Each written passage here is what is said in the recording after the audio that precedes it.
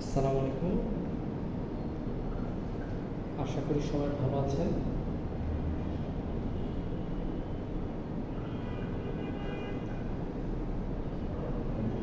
আমরা আজকে আলোচনা করব ম্যাক্রোইকোনমিক্সে problems of measuring national income in Bangladesh. আমরা জানি ন্যাশনাল ইনকাম কি, ন্যাশনাল ইনকামের ক্যালকুলেশনের তিনটা পদ্ধতি কি, এবং আমরা গত ক্লাসে ন্যাশনাল ইনকাম নিয়ে আলোচনা করেছিলাম। সেটা কিছু বিষয় জিডিপি, জিএনপি আকারে সেগুলো আমরা আলোচনা করেছিলাম, সেটা ডেভিয়েশন দেখেছিলাম। আজকে আমরা আলোচনা করব কী কী প্রবলেম হয় ন্যাশনাল ইনকাম ক্যালকুলেশন যদি করতে যায় বাংলাদেশের মতো একটা ডেভেলপিং কান্ট্রিজে কী কী প্রবলেম হতে পারে। আচ্ছা, কোনো একটা জিনিস যখন কেউ ক্যালকুলেশন করে সেই ক্যালকুলেশনের একটা অ্যাকুরেসি থাকা দরকার না, কারেক্টনেস থাকা দরকার না। ঠিক তেমনি পুরো দেশে ইনকাম যখন কেউ ক্যালকুলেট করতে যাবে সেখানে একটা অ্যাকুরেসি বা কারেকশন থাকা উচিত। মানুষ যখন একটা প্রাতিষ্ঠানিক হিসাব করে সেখানে সে ভুল করে বসে। একটা সাধারণ ছাত্র যখন মনোযোগ সহকারে অঙ্ক করে সেখানে ভুল হতে পারে না। তাহলে এটা কত কঠিন একটা কাজ যে পুরো দেশে জাতীয় আয়কে ক্যালকুলেট করে সরকারের হাতে তুলে দেওয়া। গভর্নমেন্ট সারা বছর নানান বিষয়ের কারণে এফেক্টেড থাকে। United National Development Programme, World Bank, International Monetary Fund, তাদের অনেক রিকোয়ারমেন্ট থাকে, অনেক কাগজপত্র, দলিল দস্তাবেজের চাহিদা থাকে। এই সমস্ত পেপারগুলো তৈরি করতে সারা বছর গভর্নমেন্ট তার রাষ্ট্রযন্ত্রগুলোকে চালনা করে। বাংলাদেশ ব্যুরো অফ স্ট্যাটিস্টিক্স, হ্যাঁ, তারপর আর অনেক ধরনের এজেন্সি, সরকারি প্রতিষ্ঠান, এনজিও, এরা ইনফরমেশন কালেক্ট করে সব জায়গায়, যাতে ন্যাশনাল ইনকামটা ক্যালকুলেট করা যায়। এরকম কোনো বিষয় আমরা যখন পাই সেটা অনেক ধরনের স্ট্যাটিস্টিক্স থেকে পাই। বাংলাদেশ ব্যুরো অফ স্ট্যাটিস্টিক্স শুধুমাত্র আপনার জাতীয় আয় বা আদার্স ইস্যুগুলো নিয়ে না, তারা প্রত্যেকটা বিষয়ের উপর আলাদা আলাদা স্ট্যাটিস্টিক্স প্রদান করে। যে দেশটা গরিব, ওই দেশটার রিসার্চের ক্যাপাসিটি কম, তার স্ট্যাটিস্টিক্সের ডেটা কালেকশনের সক্ষমতা কম, তারা সবসময় সঠিক তথ্য দিতে পারে না, কারণ তথ্য সংগ্রহ করা অনেক কঠিন কাজ। বাংলাদেশে যে আপনার মানব গণনা হয় শুনুন 10 বছর পর, কারণ এত অর্থ তো বাংলাদেশ গভর্নমেন্টের না যে সেটা রেডি সে কালেক্ট করতে হবে। এবং আপনারা জানেন এই সমস্ত ইনফরমেশন কালেক্ট করতে গেলে রীতিমতো যাদেরকে দিয়ে কালেক্ট করানো হবে তাদেরকে একটা ট্রেনিং প্রসেসর হবে। সেই কোয়েশ্চেনিয়ারটা ঠিক মতো ফিল আপ করতে পারে কিনা, কোন জায়গায় কোন ইনফরমেশন কীভাবে নিতে হবে, তারপর এটা একটা ডিভিশন আছে না, কোন অঞ্চলে কতগুলো ইউনিয়নে মিনিমাম কতটুকু মানুষ, ওই মানুষের জন্য কতটুকু ডেটা কালেক্টর নিয়োগ দিতে হবে, 20 লক্ষ মানুষ ওইখানে থাকলে কতগুলো ডেটা কালেক্টর নিয়োগ দিতে হবে। কিন্তু গভর্নমেন্টের জন্য অনেক ব্যয়বহুল। এই জন্য রিসার্চ বলেন, বিভিন্ন এজেন্সি রান করা বলেন, ক্যালকুলেশন বলেন, গভর্নমেন্ট এগুলো খুব একটা করতে পারবে না। আর যদি under develop, least develop, ADC, developing কান্ট্রিজে গভর্নমেন্ট হয় তাহলে তো পুরাই ধরা। আর এগুলো কালেকশনের জন্য যে পরিমাণ নলেজেবল ম্যান পাওয়ার দরকার, যে পরিমাণ ফান্ড দরকার গভর্নমেন্ট, সেই পরিমাণ ফান্ড গভর্নমেন্ট কোথা থেকে দেবে? গরিব দেশ। কিন্তু উন্নত বিশ্বগুলোতে এই সমস্ত বিষয়গুলো হামেশাই কালেক্ট করা হয়। দুনিয়া এখন অনেক ফাস্ট হয়ে গেছে, অনেক কিছু অনলাইনে গুগল ফর্মের মাধ্যমে ফিল আপ করে কালেক্ট করা সম্ভব। আমাদের দেশের কথা আপনার চিন্তা করেন, যখন প্রথম ভোটার আইডি কার্ড তৈরি হলো, পুরো জাতিরই একটা নির্দিষ্ট অংশের ভোটার আইডি কার্ড কিন্তু ভুল, এখনও তারা কষ্ট পাচ্ছে। আমার নিজেরও ভোটার আইডি কার্ডের নাম্বার বানানো, অনেক কিছু করতে গেলে ফটকা খাই, রেডি করতে পাই না। আবার এগুলো ভুল হওয়ার কারণে আরেকটা শ্রেণী গড়ে উঠছে যারা ইলিগাল পথে এগুলো সলভ করে দিয়ে কিছু টাকা ইনকাম করতে পারে। কিন্তু যেই জনগোষ্ঠীকে, যেই সমস্ত ছেলেমেয়েদেরকে এই ডেটা কালেকশনে বা এন্ট্রি দেওয়ার জন্য নিয়োগ দেওয়া হয়েছিল, তারা কি পর্যাপ্ত শিক্ষিত ছিল? জাতির নামের বানান ভুল, পিতার নামের বানান ভুল, ডেট অফ বার্থ ভুল, আবার এগুলোর সংশোধনের পিছনে একটা দৌড়াদৌড়ি হচ্ছে না, একটা শ্রেণী করছে। যাই হোক, এগুলো অনেক সময় সাপেক্ষ এবং অনেক খরচের বিষয়। সাধারণ একটা আইডি কার্ড, তাহলে আপনি যখন একটা পাউরুটি থেকে গ্রস ডোমেস্টিকের আয় বা প্রবাসীদের ক্ষেত্রে জিএনপি আয় ক্যালকুলেট করবেন, সেটা আপনার জন্য ডিফিকাল্ট হয়ে দাঁড়াবে, কারণ অ্যাকুরেট ইনফরমেশন সবসময় পাওয়া যায় না। যারা প্রবাসী আছে ওরা পর্যাপ্ত সুযোগ সুবিধা পায়। দেশের ব্যাংকে টাকাতে পাঠাতে গেলে তাকে আপনার কিছু টাকা যে ছাড় দিবে ওই সিস্টেম নাই, তারা বাধ্য হয়ে ইলিগাল হুন্ডির মাধ্যমে টাকা পাঠায়। প্রসেসটা অনেকটা এরকম, যেমন একদিন মালয়েশিয়ায় থেকে বাংলাদেশে টাকা পাঠাতে চায়, সে মালয়েশিয়ার তার কোনো বাঙালি বন্ধুকে বললো যে তুমি তোমার তো 10 ভাই, তোমার কোনো একটা ভাইকে বলো আমার মায়ের হাতে 10,000 টাকা দিয়ে আসতে, আমি তোমাকে এখানে 10,000 টাকার সমমূল্যের রিঙ্গিট দিয়ে দিচ্ছি। আমার কেউ জার্মানিতে আছে, সে তার কোনো বাঙালি বন্ধুকে বললো যে দোস্ত তোমরা তো বাংলাদেশের ক্যাপেবল, 1 লাখ টাকা আমার ফ্যামিলিকে দিয়ে আসতে হবে, আমি তোমাকে 1 লাখ টাকার ইউরো কারেন্সি এক্সচেঞ্জ ভ্যালুটা দিয়ে দিচ্ছি। অনেক কিছুই লেনদেন হচ্ছে, আয় আসতেছে, তাই না? কিন্তু হুন্ডির মাধ্যমে আসতেছে, ইলিগাল পথে মানুষ টাকা বহন করে নিয়ে আসতেছে, অনেক কম থাকতেছে। এগুলো রাষ্ট্র কোনো নোটিস পাচ্ছে না। জাতীয় আয় বা জিএনপি জিডিপি ক্যালকুলেশনের ক্ষেত্রে যেগুলো গভর্নমেন্টের কাছে ডেটা থাকা উচিত, সেই ডেটাগুলো না, অ্যাবসেন্ট।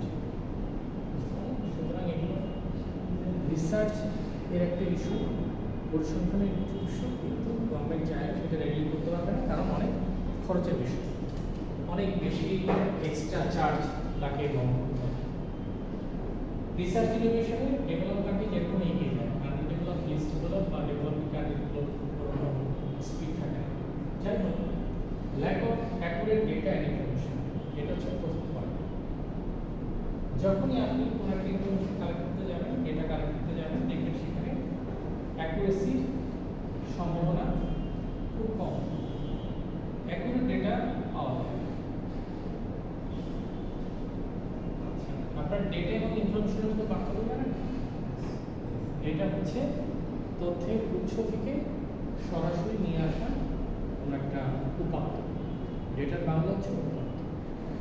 আর সেটা যখন আপনি বইতে ছাপাবেন, ম্যাগাজিনে ছাপাবেন, কোনো রিসার্চে ছাপাবেন, পত্রিকা ছাপাবেন, সেটা কোনো লিফলেটে ছাপাবেন, অ্যাটলিস্ট সেটা প্রিন্টেড হয়ে যাবে, পাবলিশ হয়ে যাবে, সব জায়গায় বিলি করতে পারবেন, সেটা হয়ে যাবে ইনফরমেশন। এই জন্য বইতে দেখা সকল তথ্য হচ্ছে ইনফরমেশন, কিন্তু ফিল্ডে যে মানুষ যখন তথ্যটা উপাত্তটা কালেক্ট করে সেটা হচ্ছে ডেটা। ডেটার বাংলা হচ্ছে উপাত্ত, আর ইনফরমেশনের বাংলা হচ্ছে তথ্য। বুঝতে পারলেন? অনেক বড় একটা ইস্যু আমার দেশে। কেন এই ল্যাক অফ অ্যাকুরেট ডেটা? কারণ আপনি কোনো একটা জায়গায় যদি কাউকে বলেন জাতীয় বিষয় ক্যালকুলেট করতে আসছেন, ফর এক্সাম্পল একটা ছোট্ট বাংলাদেশি যেটা বেকারি শপ, সেখানে এই কনসেপ্টটি অনেকে বুঝে না, এবং গভর্নমেন্ট লিস্টেড কোনো প্রতিষ্ঠান না। দরিদ্র জনগোষ্ঠী হয়তো একটা ছোট্ট বেকারি খুলে পেটের তাগিদে সেটা চালাচ্ছে, সে কতটুকু এখানে ইনভেস্টমেন্ট করছে, কতটুকু গভর্নমেন্টের বা ইউনিটের পিছনে যাচ্ছে, কতটুকু টাকা সে শ্রমিককে পারিশ্রমিক দেয়, কতটুকু আলটিমেটলি সে এক্সপেন্ডিচার করছে, গভর্নমেন্টকে কোনো ট্যাক্স দিচ্ছে কিনা, এই বিষয়ে সে কোনো অবগত না।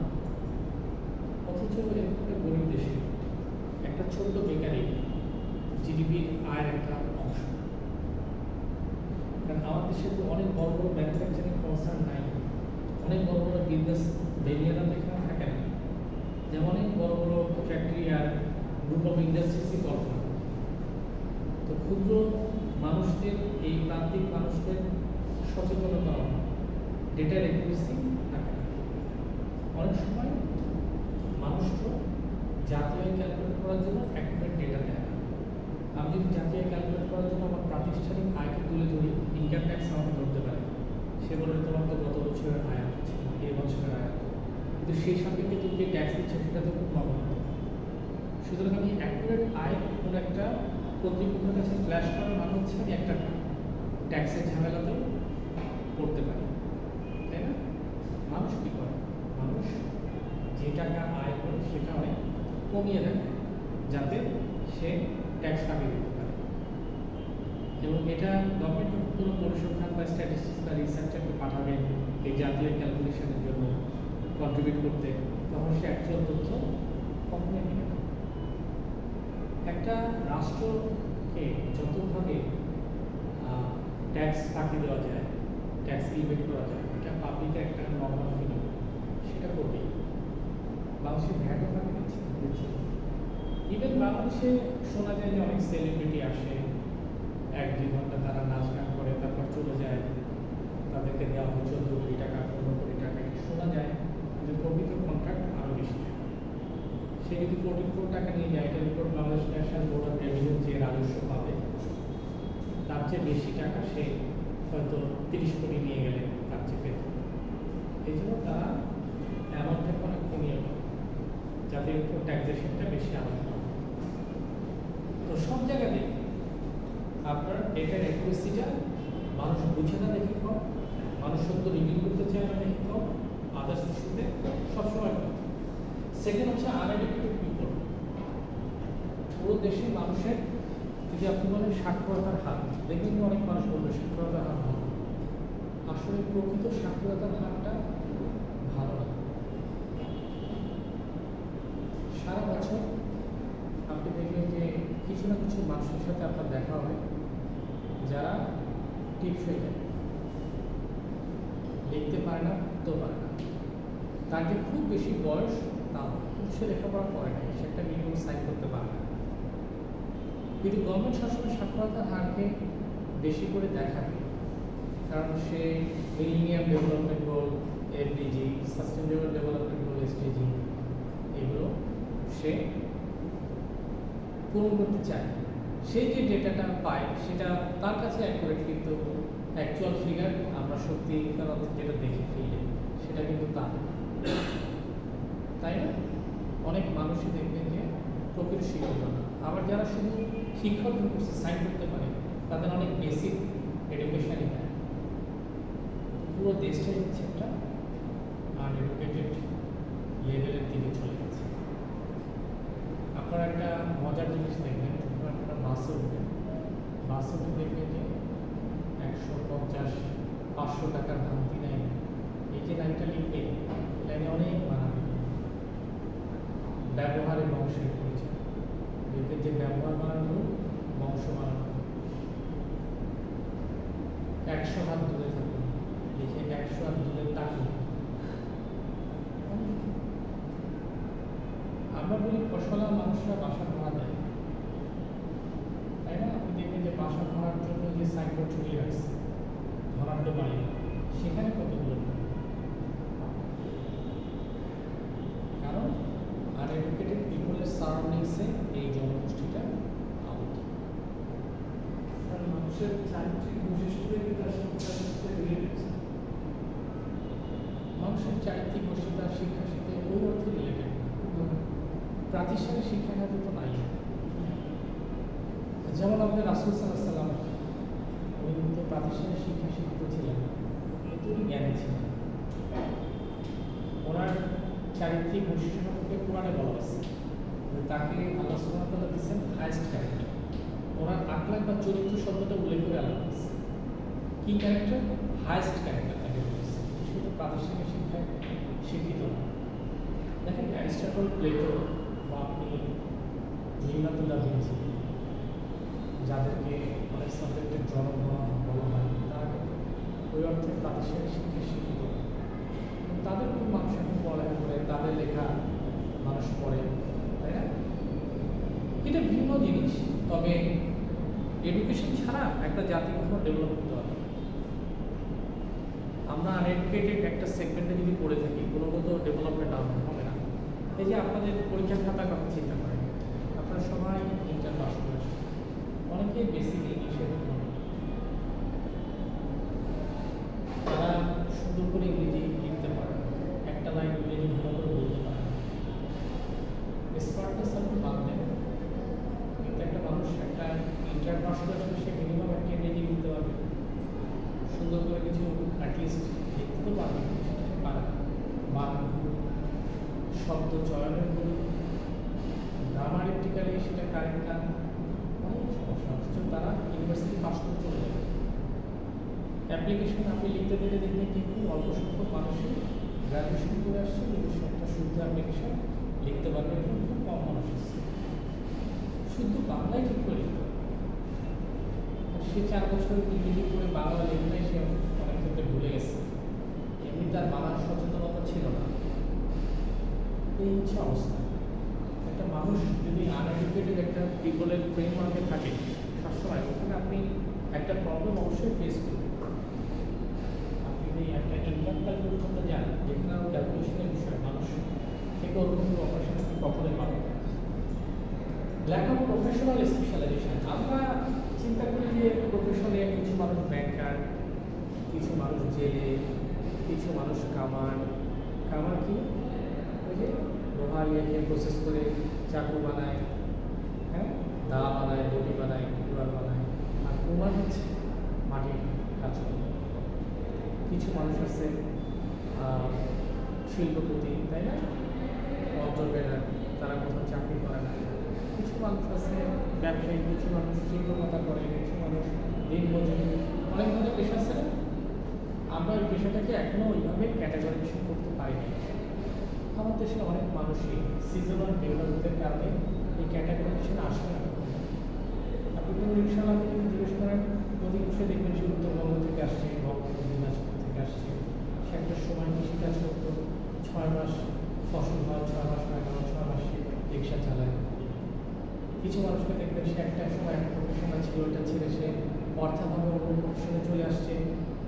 মানে অনেক মানুষ পাঠাবের বাইক চালায়, দেখবেন অনার্স পাস, মাস্টার্স পাস, কয়েক সময় চাকরি করতো, ওর একটা ফ্যামিলি আছে, 2টা বাচ্চা আছে, কিন্তু সে চাকরি পাচ্ছে না দেখে রাস্তায় এখন সে পাঠান চালাচ্ছে।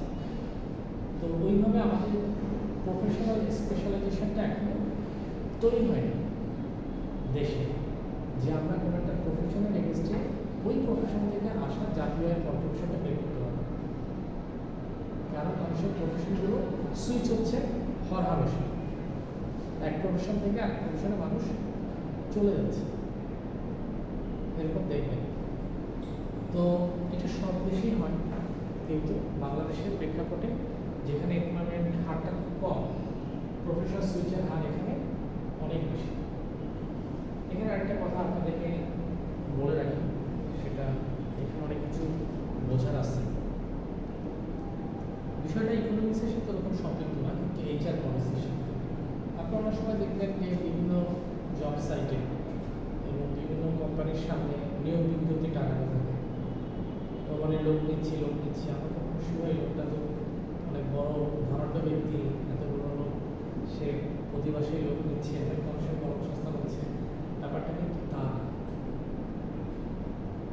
যেমন হয় ছোট্ট একটা গার্মেন্টস, এই যে প্রতি 3 মাস নতুন লোক নেওয়া হচ্ছে, 50 জন 60 জন করে, তাহলে এই সিলিং মাস্টারটা কই গেল, কাটিং মাস্টারটা কই গেল?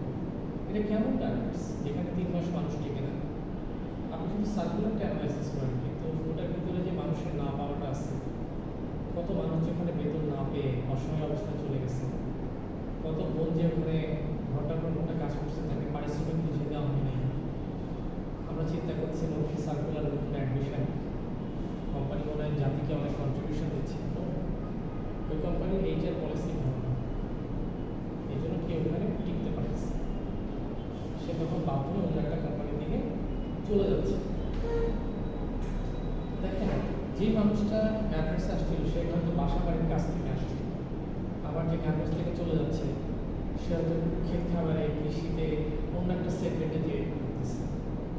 তাহলে আমাদের দেশে এই যে মিস প্র্যাকটিস, ব্যাড প্র্যাকটিসগুলো হয়, এটার কারণে প্রফেশনাল স্পেশালাইজেশন কখনোই ওইভাবে তৈরি হবে না যে আমি ঠাস বলে দিতে পারবো যে মোট কৃষিখাত থেকে এত, এখান থেকে এত, এখান থেকে এত। কারণ এমপ্লয়মেন্ট অপরচুনিটিটা স্ট্যাবল, একটা আনস্টেবল এমপ্লয়মেন্ট অপরচুনিটি।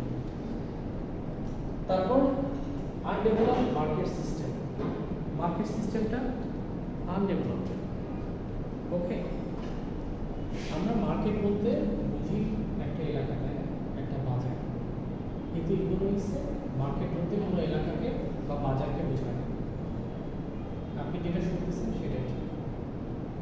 ইকোনমিক্সে মার্কেট বলতে কোনো পণ্য দ্রব্যকে বোঝায়, পণ্য দ্রব্য। যেমন স্বর্ণের ক্ষেত্রে স্বর্ণের বাজার, রূপার ক্ষেত্রে রূপের বাজার, শেয়ার হলে শেয়ার বাজার।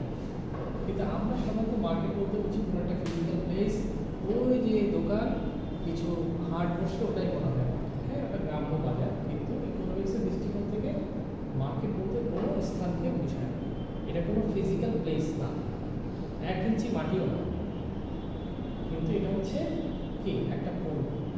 যেমন শেয়ার বাজার, চালের বাজার, ডালের বাজার, গমের বাজার, পাটের বাজার, হ্যাঁ, পোশাক শিল্প আছে।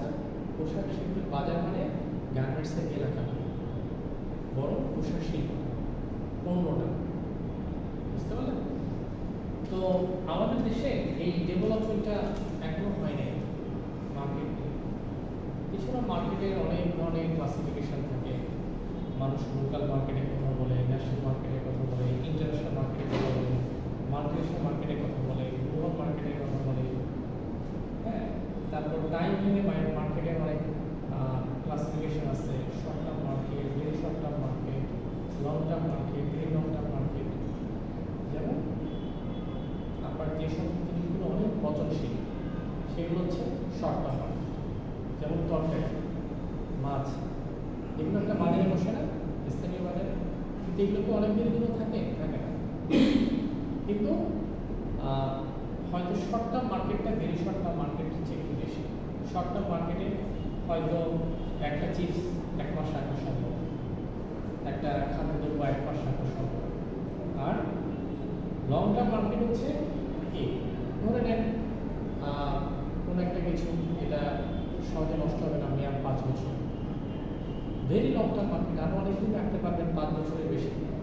যেমন একটা বাইক, আপনি এটাকে রাখতে পারবেন 5 বছরের বেশি, যদি সব ওকে থাকে এটা চলবে। তো এরকম মার্কেটের ক্লাসিফিকেশনগুলো শ্রেণীভেদে ডেভেলপ হয়। আমার দেশের মানুষ ওভাবে মার্কেট করছে না, মার্কেট ক্যালকুলেশন হয় না। যেগুলো স্থানীয় লোকাল মার্কেট আছে আমরা ওগুলোকে দেখে অভ্যস্ত, এবং পুরো দেশটাই হাট বা বাজারে ভরা। কিন্তু এডুকেশনের যে সেগমেন্ট পাওয়া দরকার মার্কেটটা আমরা ওভাবে করতে পারি না। যেমন মানুষ অনেক জায়গার নাম দেবে, হাট, বাজার, হাট, হাটটা জানি, নাজির হাট, হ্যাঁ, সরকার হাট, তারপর নতুন বাজার, এই যে নতুন বাজার, তাই না? খেয়াল করে দেখবেন মানুষের সব জায়গার নামই যেন বাজার, গঞ্জ, হাট, হ্যাঁ, এগুলো দিয়ে খেয়াল করে দেখছেন। কিন্তু ওই ফ্রেমটা তৈরি হয় না, লোকাল ভাবে মানুষ চলতেছে, বাট ওই ফ্রেমিংয়ে হয় না। Lack of accuracy in calculation of production. প্রোডাকশনের ক্ষেত্রে মানুষ যেহেতু অধিকাংশ কিছুই প্রাতিষ্ঠানিক রূপে করে না, ক্যালকুলেশন তো ওভাবে আসে না, অ্যাকুরেসিও সেখানে নাই। শুধু কে কি কখন উৎপাদন করতেছে ওই ডেটা অ্যাকুরেটলি গ্র্যাব করা সম্ভব না। ল্যাক অফ সোশ্যাল অ্যাওয়ারনেস, সামাজিক যে সচেতনতা সেটা নয়। মানুষটা শিক্ষা এগিয়ে যাচ্ছে না, সে পড়ালেখা এগিয়ে যাচ্ছে না, বিজ্ঞান এগিয়ে যাচ্ছে, সচেতনতা নাই। আমার দেশে মানুষটা টিকটক করে, টিকটক করে তারা অনেক মজা পায়। এই টিকটক, ইয়াং জেনারেশন টিকটক, যেখানে অন্য জায়গায় মানুষ অনেক বেশি প্রোগ্রামিং কন্টেস্ট করতেছে, how to solve this problem with integration of AI, artificial intelligence, এগুলো নিয়ে ভাবতেছে। কীভাবে রকেটের গতিটা আগের চেয়ে 3 গুণ বৃদ্ধি করা যায়, এগুলো নিয়ে চিন্তা করতেছে। বা জাহাজের স্পিড বাড়ানো হচ্ছে, বা কীভাবে ভালো মানের আপনার কাপড় উৎপাদন করা যায়, এগুলোর দিকে ফোকাস। সেখানে বাঙালি করতেছে টিকটক, তাই না? হ্যাঁ, রিলস করে, টিকটক করে, পজিটিভ কিছু না। এক্ষেত্রে টিকটক সে নিজে করতেছে, সেটা সে হয়তো একটু নাচ করলো, একটু গান করলো। সেদিন একটা ফেসবুক ভিডিও দেখলাম, একটা টিকটকের ক্লিপ বানায়, একটা নাচতে যে তার উপর বাজ এসে পড়ছে, সে জায়গাতেই শেষ।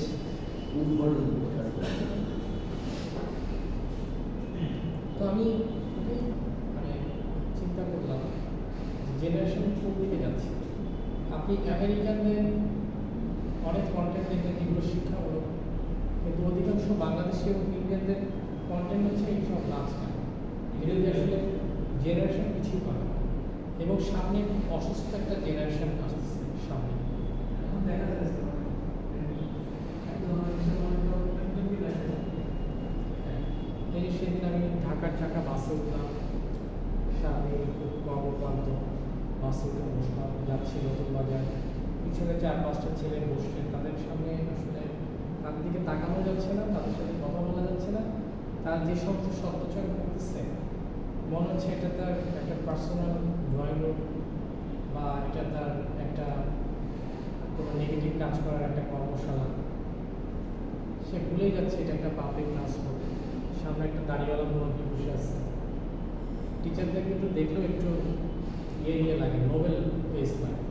সেই সুযোগটা একটা মানুষ একটু চুপ থাকতে পারে অল্প সময় রাস্তা, কিন্তু তারা এমনভাবে কথাবার্তা বলতেছে, এত অশ্লীল কথাবার্তা বলতেছে, এত ভাষা এত খারাপ, আর যে পরিমাণ গালিগালাজ করতেছে এতে কিছু বলতে গেলে গায়ে হতো, কারণ মানসিকভাবে আমার মনে হয় অসুস্থ। তো সবার সাথে ব্যয় সবাই লেখাপড়া করে, স্টুডেন্ট, প্রাতিষ্ঠানিক শিক্ষা কোথায়, ধর্মীয় শিক্ষা কোথায়, পারিবারিক শিক্ষা কোথায়, খুব খারাপ। তো এরকম এই জেনারেশনটাই তো আপনাকে ন্যাশনাল ইনকামের প্রোডাকশনের ক্যালকুলেশনের হিসাব দেওয়া উচিত ছিল, তাই না? মানে এরকম জেনারেশন কিন্তু আসে যারা সোশ্যালি অ্যাওয়ার না, আসলে এডুকেটেড না, তারা কীভাবে একটা ক্যালকুলেশনে সাহায্য করবে, অ্যাওয়ারনেস নাই। আমরা যে একটা ন্যাশনাল ইনকাম ডেটা পেলে ফিউচারে গভর্নমেন্ট তার পেস বাড়াবে, কী পরিমাণ আয় হওয়া উচিত, কী পরিমাণ আয়ের সাথে গভর্নমেন্ট কী পরিমাণ ব্যয় করছে, ব্যালেন্স অফ পেমেন্টে কীভাবে হবে, গভর্নমেন্ট এগুলো করতে সুবিধা হয়। যে ইনফরমেশন গভর্নমেন্ট পাবে না, তখন সেটা পঞ্চবার্ষিকী পরিকল্পনা, অষ্টম বার্ষিকী পরিকল্পনাগুলোকে সাজাতে তার কষ্ট হবে। সে যখন ভিশন 2041 করবে তখন সেটা সাজাতে তার কষ্ট হবে। সে যখন 8 ইয়ার প্ল্যান করবে সাজাতে কষ্ট হবে। সাস্টেনেবল ডেভেলপমেন্ট গোল তৈরিতে তার হিস্সা কম থাকবে, কারণ সে একবারে ইনফরমেশন জানে। Effect of barter trade, barter ট্রেডের একটা এফেক্ট আছে। মানুষ কিছু উৎপাদন করলে সেটা যখন বিক্রি কেনাবেচা হয় সেটা একটা আর্থিক ভ্যালু থাকে, কিন্তু কেউ যদি বলে যে আমি তোমাকে 1 কেজি চাল দিলাম, তুমি আমাকে 2 কেজি গম দাও, এখনো গ্রামে এরকম আছে। বার্টার ট্রেড টাকার বিনিময় না, কারণ গ্রামের মানুষ টাকা নাই হাতে, গরিব মানুষ, সে হয়তো বাড়ির 2টা ডিম হচ্ছে, এই 2টা ডিম সে স্থানীয় দোকানে দিয়ে আসছে বিক্রির জন্য, তাকে কিছু চাল দেওয়া হচ্ছে, আধা কেজি চাল, গরিব মা এটাই হয়তো রান্না করে খাচ্ছে। তাদের কাছে এই প্রোডাকশনের ডেটা যেহেতু লাভ নাই, বরং বার্টার ট্রেডে সে এই সিস্টেমে এসে চলতেছে। এমনকি বাংলাদেশে না এরকম সিস্টেম আছে, লজিং এডুকেশন সেক্টরে, মানে আমি তোমার বাচ্চা 2টাকে পড়াবো, তুমি বিনিময়ে আমাকে থাকা খাওয়া দিবা, জানেন এটা? হ্যাঁ, লজিং। হ্যাঁ, যে আপনি সামনে তো এগুলো কিন্তু ওইভাবে আগ্রহ নাই, কারণ বার্টার ট্রেড সিস্টেম হচ্ছে সব কিছু, রাইট? আচ্ছা, তো আমরা যদি ছেড়ে দিই আজকে, তাহলে এই 7টা পয়েন্ট পারবেন লিখতে?